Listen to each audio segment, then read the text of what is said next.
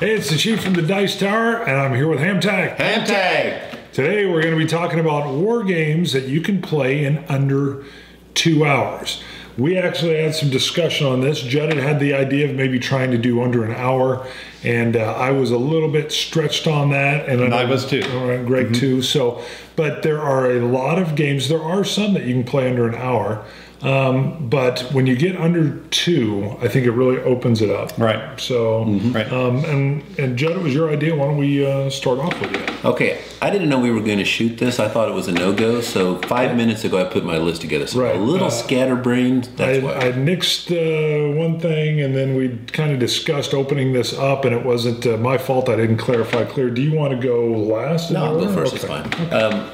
I'll need you to put up photos of the games. Sure. I usually carry them.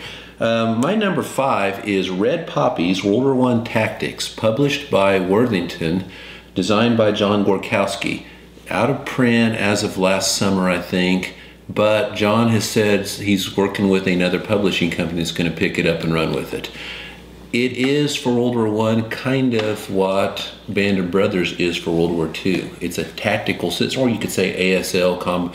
He's setting up a tactical system to play in the trenches. Really? This has a series of, I don't know, I'm shooting off the top of my head, like 8 or so scenarios from different points in World War I with different forces. You got different units. So he set up, and you can tell he set this up to where he can expand it. Really slick system. Unfortunately, Worthington's not really the best about giving a ton of support in their game, so it kind of lingered, and it shouldn't have. A quick question: Are they literally coming up out of the trench, running across no man's land, getting gunned down, and then there's different fortifications they have to assault or something? Or? Yeah, or, the trench. You have to take the enemy in their trench line. You can hop down in the trench. So it's a really slick system. But yeah, Gorkowski. He's also done Guns of August, not the Avalon Hill Classic, the Worthington one, and Guns of Galicia. The guy has a real passion for World War I, so you can tell he's really done his research.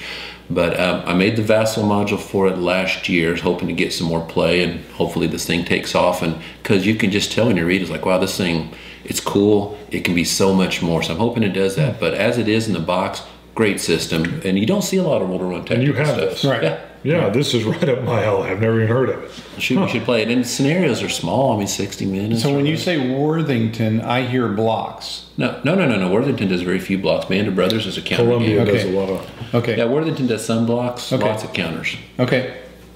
All right. Slide over to Greg. Okay. My number 5 short game is Ace of Aces. This is just a series of booklets. This particular one is called the Handy Rotary series, where you're flying a Sopwith Camel against a Fokker triplane. And what you do here is it's a 2-player game, basically.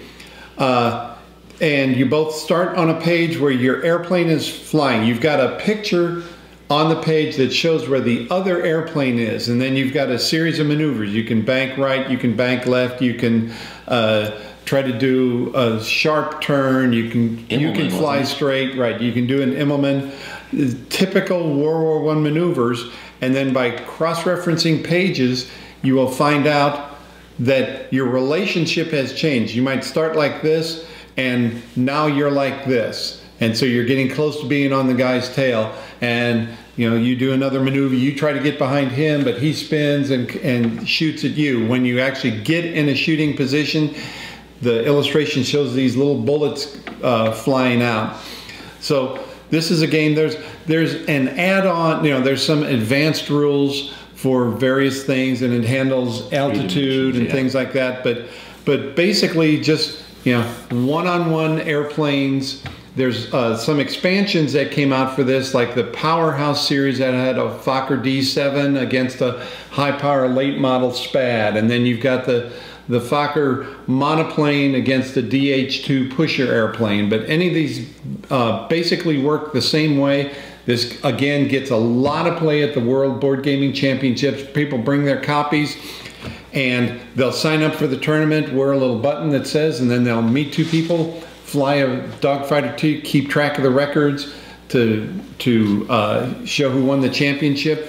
This is my number 5 short war game, Ace of Aces. Something cool in that is there's like 16 maneuvers or so, broken in left, center, and right. If you're on their tail, they have to tell you whether they're going to do a left maneuver because you can see the rudder going on the back. In the days before the internet in the 80s, my friend Rob and I used to get on the phone and play this over the phone. You can do it. And I always thought, man, that's cool. How often can you do something like that? Yeah. That is cool. My number 5 for war games under 2 hours, Pacific Typhoon. If you've played Atlantic Storm, it's a card-based game.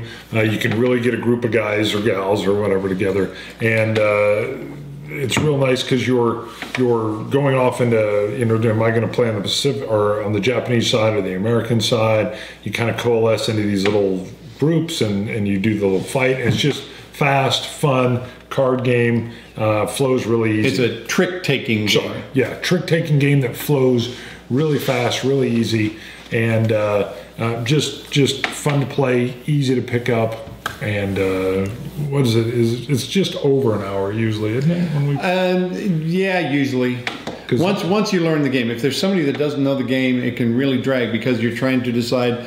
You know, when you're the third person out of 6 to play, you can't control the trick. But it's like, oh, what can I do so I can win this? Well, you're not going to be able to do anything to win it. You might be able to glean a few extra points. So yeah, because if you're on the side that wins, the main controller gets to pick the card they want first, and then they kind of get their toss-offs. But you can get some really good points just coming in to push that battle over one way or the other. If you ensure the Japanese win, then somebody else might get the victory points for winning the Battle of Midway, but you might get the victory points for sinking the Lexington.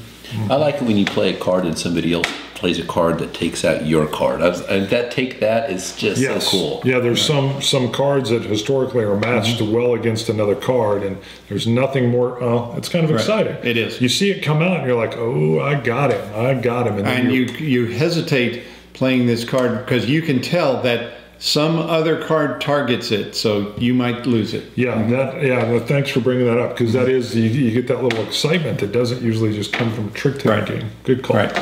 Okay, my turn? Yes. Okay, my number 4 is Quebec 1759 by Columbia Games. Unless you're going to Point out Stratego, this is really the first block game as we know modern block games. 1972. I don't even remember. It wasn't even Columbia who put it out back then. As some company began to queue, I think. Tom Dalgleish designed it. It's a lot different than your current war games that you're used to seeing in the blocks. There's only 10 turns in it, and you write on a piece of paper, this group is going to this area. And it's about bluffing, just like that real battle. You feint and bluff, and you got to hit the plains of Abraham and take them over as the British by the end. If you come in on an amphibious assault, they have a huge advantage. When you battle, it uses I think some games have used this. It's you have 3 left, right, and center, and if one of them breaks, you get routed. If battle's over instantly, you lose, you get routed, and they get a pursue on you. So it's not your typical old ABC. But that whole feigning thing, and it plays so fast. There's only one area can move per turn.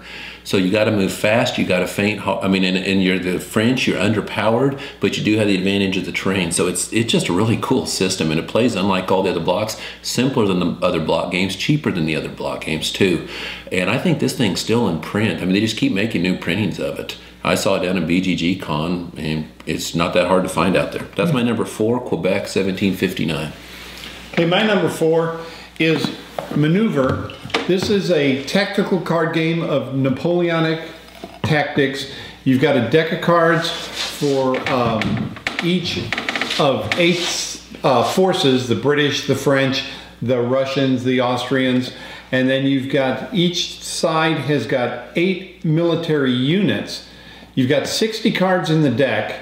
You just go through the deck once, and so there's a card that will let you attack with the first foot guards, and then another one that might let you bombard with the first foot guards. But then once that card is gone, it's out of the deck. So this plays very quickly. You're not going to get a feel for the real differences between the French army and the British army, But just I'm moving up, I'm killing a few units, and then I'm taking over a little bit of terrain, but he's swept in on my left flank. You know, oh, I'm 1 point behind, what can I do? This game, and it plays in a little over an hour. There's 120 cards. Each of you has 60 cards. You go through it once. This is one of the games that I thought, yeah, it has to be on the short list, but I don't think it can be finished in under an hour. But it's definitely less than 2. And so Maneuver is my number 4 under 2 hour game. Maneuver, Napoleonic Wars, GMT. And I owe you a big one for that. You put this on your top 5 introductory. At BGG Con, my friend Rob wrote me and said, hey, this is on the math trade.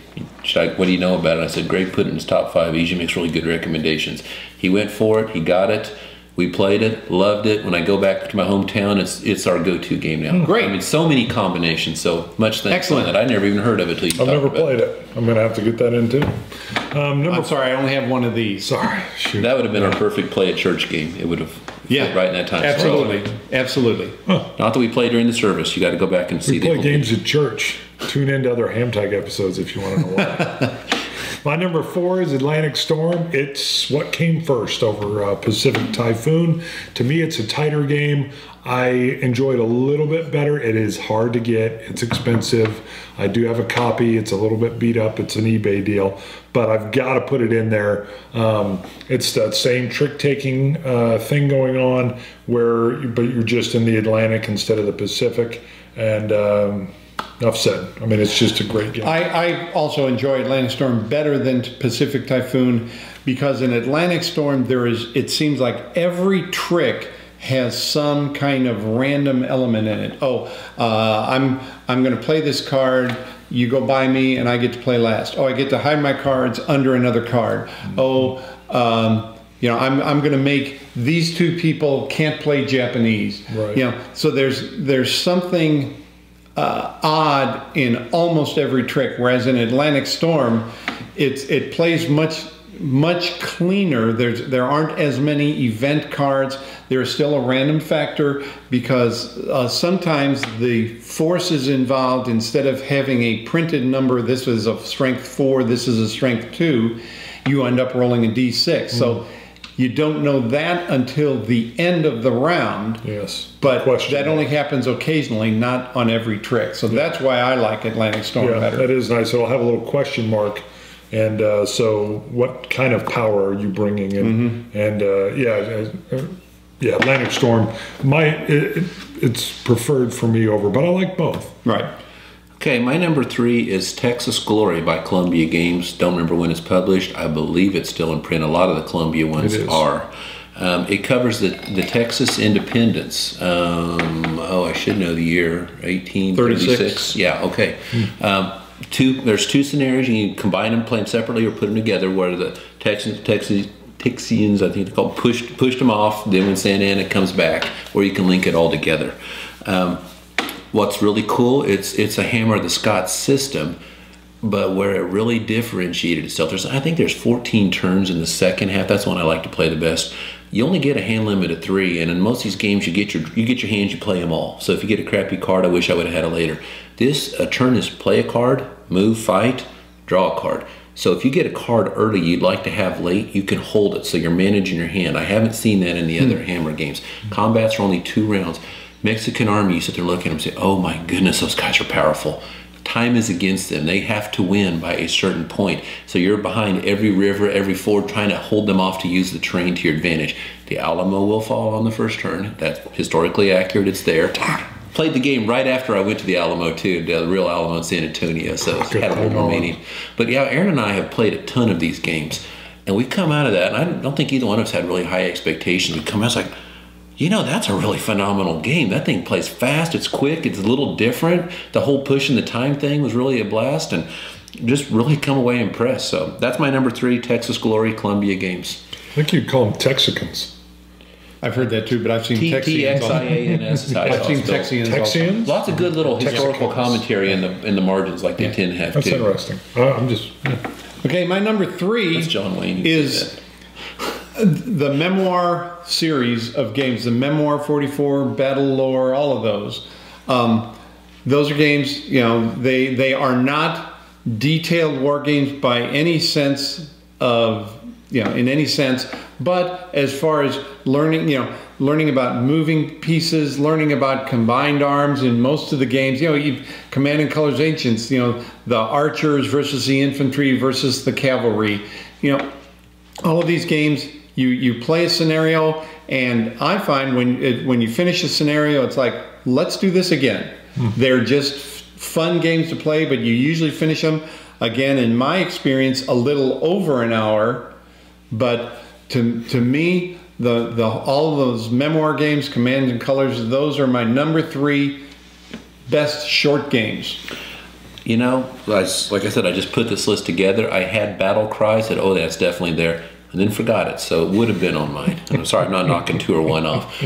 Battle Cry takes about an hour and 10 minutes. I know this because when my kids were at church in the kids choir, and I'd sit out in the lobby with the EpiPen with playing the game, I played every single scenario, and I've played some more than once just out there. Could set it up, take it down, because the way the boxes, I had the 150th anniversary, the box is molded to fit the pieces, so as I'm eliminating, I'm picking the game up.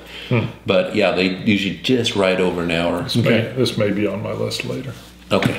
But gee, imagine. they're all, what's your favorite one? Do you have a preferred, either of you guys?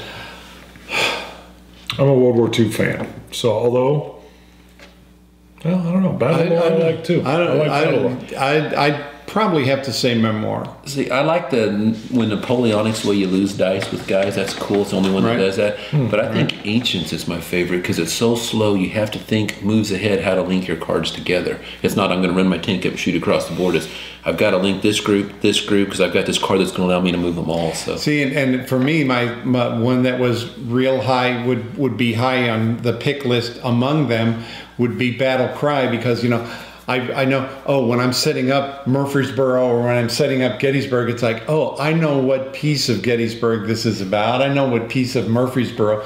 So to me, there are even more, Battle Cry is more historically evocative. I think I'm closer to the real history than the others. Yeah, it's like when I read about the battle sites, I can see the memoir board from setting it up, like the first Manassas. I can see when they're starting describing it, it's like, yeah, I see the board in my head. And the cool thing is, I had no interest in Ancients until I played this game. I had no interest in the Civil War until my dad bought me this and I started playing him. So and it leads to other, he's a gateway drug of sorts. Yeah, right. And I would say that's exactly what they are. Right. Yeah, I agree. So sorry. Something else? That's it. That's my 3 is the memoir series. Under 2 hours, my number 3 is going to be Conflict of Heroes, some of the shorter scenarios. Now, there's some scenarios in there on any one of the different, whether it's Kursk or Awakening the Bear or when you're in Poland. There are some that are going to go way over that, but you have some, and a lot of times it's some of the more introductory scenarios you get into clearly, easily played. Some of them you can almost get in under an hour.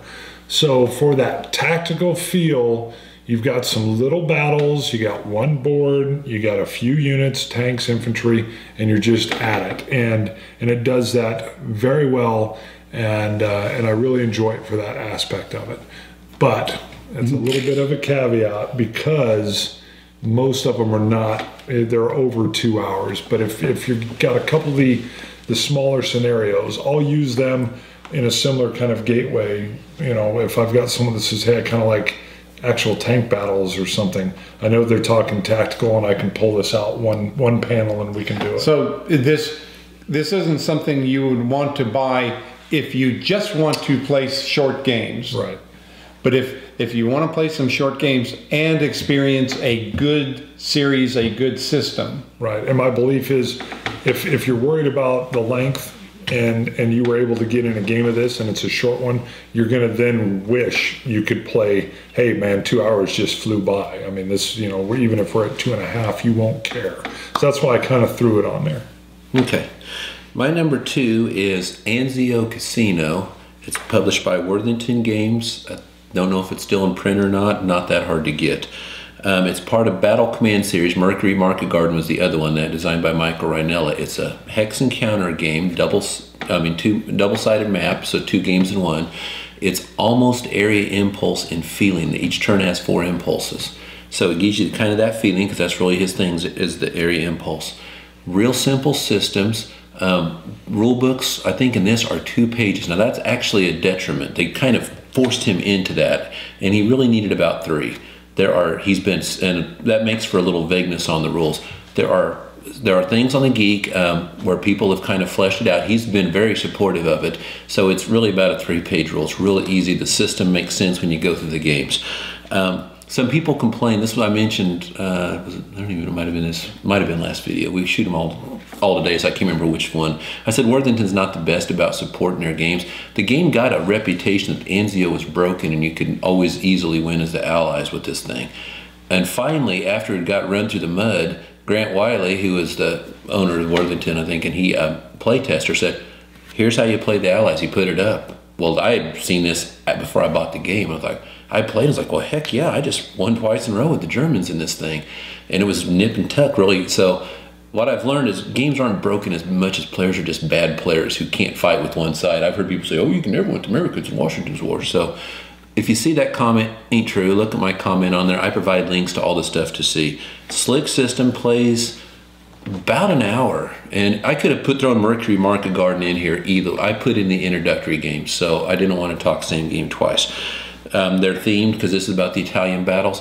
Low counter density, big counters, sharp looking, good looking map, easy system to learn, great introductory system if you're trying to get somebody into war games. That's my number 2, Anzio Casino. Okay, my number 2 short game is Attack Sub. This is a card game on modern naval combat. It's a scenario-driven game. You know, you've got different scenarios to its attack subs, trying to find them out. A destroyer, a small destroyer, or a surface fleet trying to find a submarine, a carrier launching helicopters to try and find the subs, tracking down convoys. You know, there's many scenarios. You're worried about active sonar, you're worried about passive sonar, you're worried about getting your weapons locked on, or sometimes you'll take some damage and you'll take a hit and one of your systems goes down, or it'll malfunction while you're trying to lock on. You're trying to take evasive action, you send out noisemakers. So this game just gives a real tight feel about modern naval submarine combat, and it's just fun to play. It's one that every once in a while, you know, I kind of forget about it, and then when I bring it out and set it back up, it's like, yeah, this is really a lot of fun. So Attack Sub, my number 2 under 2-hour game. My number 2 is Memoir 44. We talked about the whole series there. I think we pretty much covered it. World War II is my favorite. It's just a great gateway game that gets people into it. So enough. Memoir 44 is my number 2. Although I will say it's only under 2 if you take out setup and breakdown. I can't stand setting this thing up. So I put my stuff in Plano boxes, so I'm picking it up. You're good on that. That's the only thing that kills me on this is the setup, and to a certain extent the breakdown is kind of drives me a little nuts. But Judd's working on a system to get around that. I'm trying to do a block system on that. He's trying to work out blocks so you can just do some things. 1 unit per space. Okay. My number 1, a little bit maybe controversial, don't care. Few acres of snow. When I thought of this list, I thought, it's broken. What are the games? What are some of the hammer? What are some of the games that Bart and I played at church? That was probably my favorite one of all the ones we played. Yeah. And so I can definitely say it plays easily under 2 hours. Really, about an hour and 10 maybe is what it takes. I had a blast with that game. I've never ran the hammer. I've never met anybody who's ran the hammer. I've heard about it. It was, oh, it's broken. I said, you know how to run it? No. I know the gist of it, but I've heard if you play it, if I figure out the basics and I go play a tournament level French player, he'll eat me and spit me out. So it's not as easy to try as you think. I just never did it, and I have a great amount of fun. And if it took me 100 tries to play the game and get that good, if I get 100 plays out of the game before I break it, it's been a good deal for me. But we had a ton of fun playing this in different ways. I probably should have made my list. It's one of the games that I would think about when we weren't playing on how I was going to do a different strategy. Yeah, that Hands in the Sea both do that. When I'm not playing them, I think about it. I'd sit there and think, Bart would think he was always 2 moves ahead of me in the game. Now I'm ready for you. But the deck building idea was so radical in this genre, and it's that's Martin Wallace always showed that little cool Euro-y thing in there. and it was just a lot of fun. Still is a lot of fun, and that's my number one. Few Acres of Snow. And my number one short game is Up Front. Up Front is man-to-man. It's cards. It's man-to-man combat in World War II, although you can have infantry guns, you can have vehicles in it. There's a deck of cards for the different forces, Germans, Russians, Americans, then Banzai added in the British and the Japanese, and what was the other? There's one that added in the French and Italians. And I'm spacing some of the other minors, I think they have in there too. Polish. And then there's an action deck where you have to have the right card in order to fire, or in order to move, or in order to take cover in terrain. There are cards that will give you extra cover when you're shot at, and then all of the results show up in that same deck of cards. That was one thing that I thought was kind of unique that it came out, is there were no dice for any resolution. Everything got resolved on the deck of cards, from whose gun broke to who died. So up front, it's loaded with scenarios. When you get the expansions, they give you more scenarios, and all of the scenarios, like the first scenario is or the second scenario is a fight in a city, and they give you the forces for Americans against Germans, Germans against Russians. Then you can have the British against the Japanese, British against the Germans, Americans against the Japanese. So the number of scenarios is huge. And this game, I mean, it's always tense, because you don't know, oh, am I going to be able to, if this guy dies, I'm going to lose the scenario. Am I going to get a rally card before he shoots again? Mm-hmm. So Up Front is my number one short war game. I have this. Now I have Banzai as well, thanks to this man. And I spent a lot of money trying to back it on Kickstarter, which looks like it probably won't happen, because I was part of the Kickstarter that I was hoping for, because I had my own copy.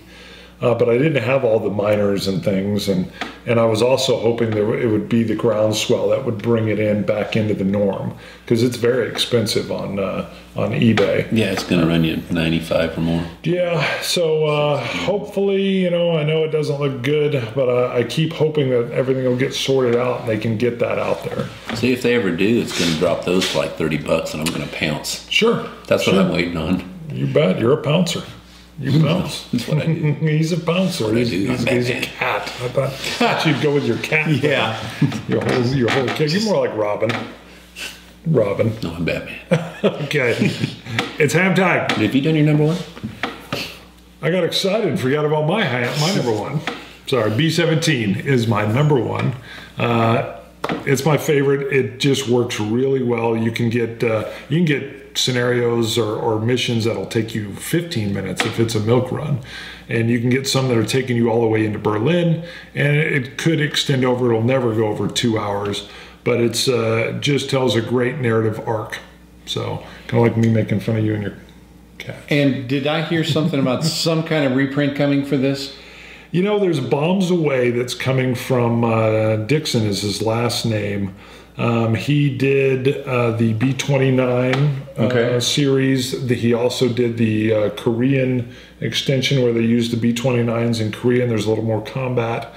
And he then did Picket Duty, which I have and I'm going to do a review on.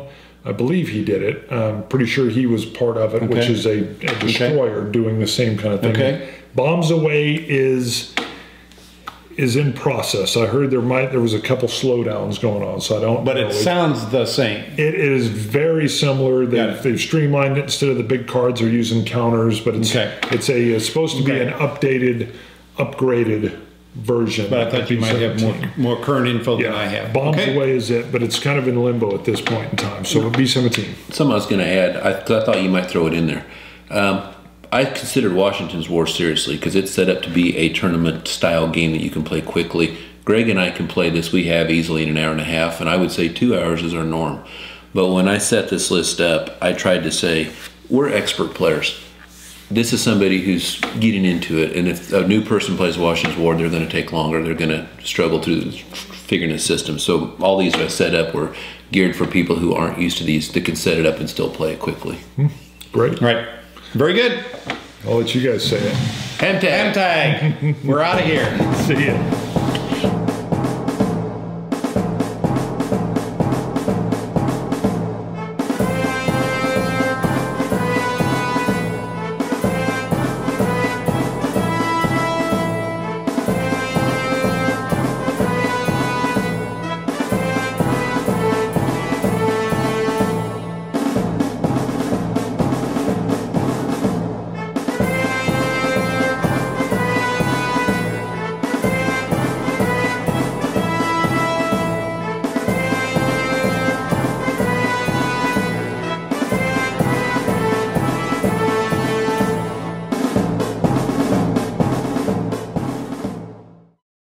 Thanks so much for watching the Dice Tower videos. Find more great videos and reviews, as well as our top-rated audio podcast at Dicetower.com.